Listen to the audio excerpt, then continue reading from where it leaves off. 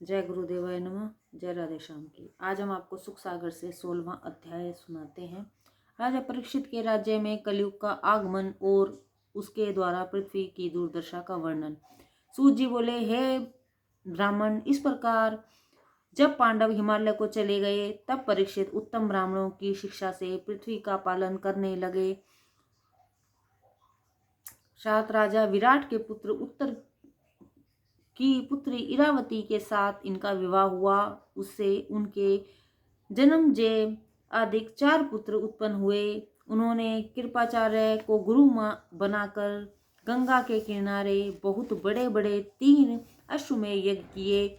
देवताओं ने आकर उन्हें दर्शन दिया। फिर जब वे राजा परीक्षित दिग्विजय करने चले तो उन्हें मार्ग में राजा के वेश में कलयुग मिला, जो अपने पैर से गौ और बछड़े को मार रहा था। इससे राजा ने उसे पकड़ लिया। जब सूत जी ने ऐसा कहा तब शौनक जी ने कहा, हे श्रेष्ठ ऋषि श्रेष्ठ, कलयुग ऐसा क्यों कर रहा था और राजा परीक्षित ने उसे क्यों पकड़ा?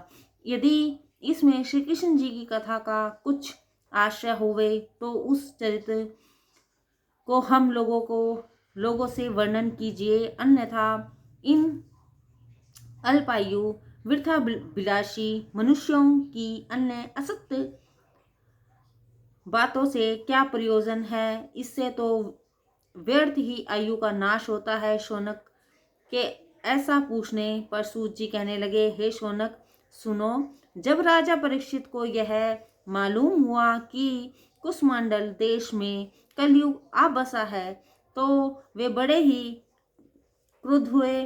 उन्होंने अपना धनुष उठा, सेना सजाकर दिग्विजय के लिए प्रस्थान किया। तब उन्होंने पहले भद्राश, केतुमाल, भारत तथा उत्तर कुरु और किनपुरुष आदि खंडों को जीतकर अपने वश में कर लिया।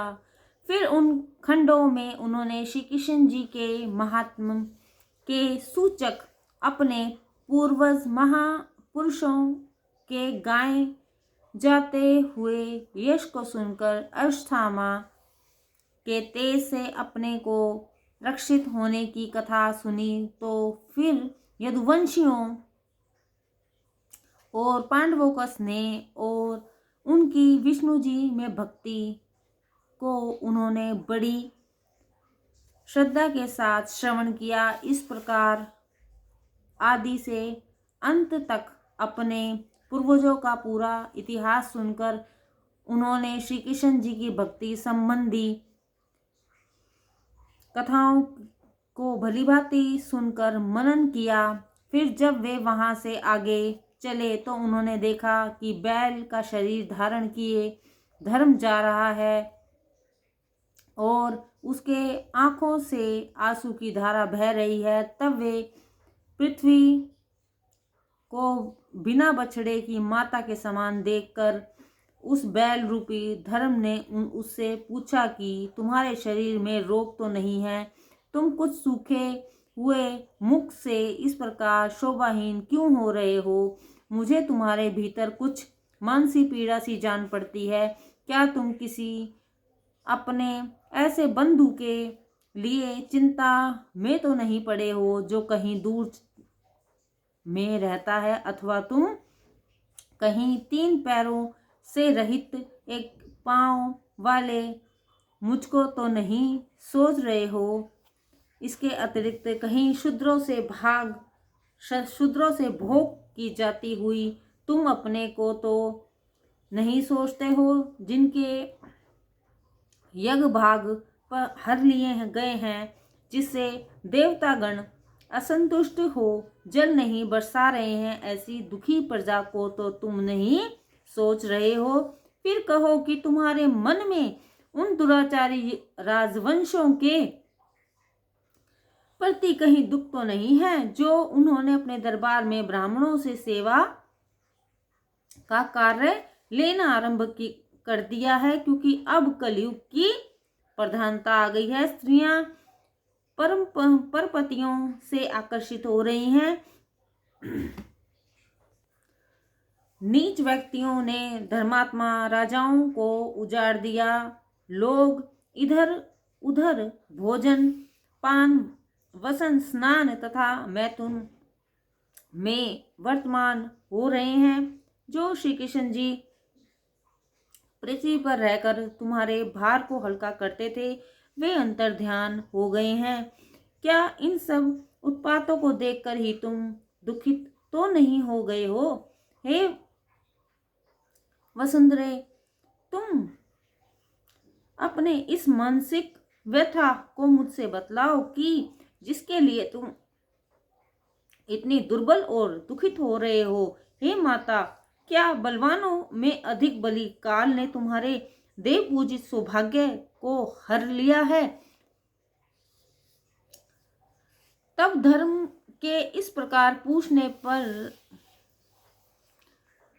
पृथ्वी ने कहा, हे धर्म, तुम मुझसे क्या पूछते हो? भला ऐसी कौन सी घटना है कि जिसे तुम नहीं जानते हो? भला कलयुग के आने से अब इस संसार में क्या रह गया है? अब सत्य शुद्धता दया सरलता क्षमा दान मन और निर्मलता, नेत्रों की स्थिरता तपस्या और आचार आदि का भाव, दूसरों के अपराध को सहन करने की शक्ति, लाभ में भी हर्षित न होना, शास्त्र चिंतन तथा ज्ञान, वैराग्य, ऐश्वर्य, शूरता, तेज, बल, स्मरण, स्वाधीनता, कार्य कुशलता, सौंदर्य, धैर्य, हृदय की कोमलता, नम्रता, उत्तम स्वभाव, मन, ज्ञानेंद्रियों तथा कर्म इंद्रियों की बुद्धिमता, भोग सामग्रियों की प्राप्ति, गंभीरता, अचलता, शुद्ध श्रद्धा, यश मान और निरंग अहंकारी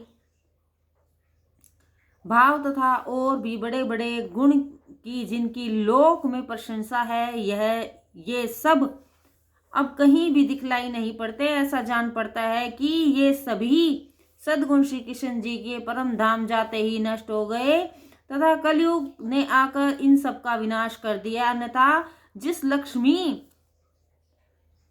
के दृष्टिपात के लिए ही भगवान के भक्त ब्रह्मादिक देवताओं ने बहुत दिनों तक तप किया और जिसे प्रेरित होकर वे अपने वासस्थान कमल वन को त्याग जिन विष्णु जी के चरणों की सुंदरता में आकर बस गई, उन भगवान के कमल वज्र अंकुश और ध्वजा से जिन शोभा संयुक्त चरणों से शोभामान अंगों वाली में उनसे ऐश्वर्य पाकर तीनों लोकों से भी अधिक शोभामान हुई। परंतु जब उस ऐश्वर्य के नाश होने का समय आया, तब उन्होंने मुझे गर्व करने वालों को ये ही त्याग दिया।